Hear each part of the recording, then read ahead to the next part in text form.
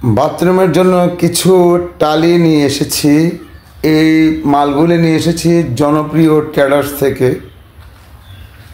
এ হচ্ছে কালার, আর এই মালগুলি এই ফ্লোরের জন্য এনেছি আরেকটা দোকান থেকে। আমি তাকে বলেছিলাম এ গ্রেডের মাল দিতে, কিন্তু সম্ভবত আমার মনে হচ্ছে এখানে গ্রুপ লেখা আছে, আমাকে সে সম্ভবত বি গ্রুপের মাল দিয়ে দিচ্ছে।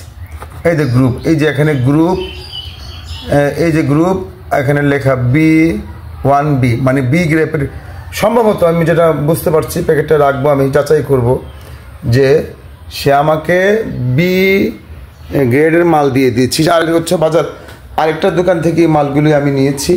এই মালগুলি ভালো দিয়েছে, সানফ্লাওয়ারের মাল, ওয়ালের জন্য এনেছি জনপ্রিয় ট্রেডার্স থেকে।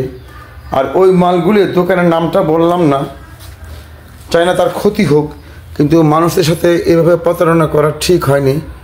বাথরুমের ফ্লোরের জন্য এই মালগুলি সে আমাকে বি গ্রেডের মাল দিয়ে দিয়েছে, যে গ্রুপ B1B লেখাটা বুঝতে পেরেছেন।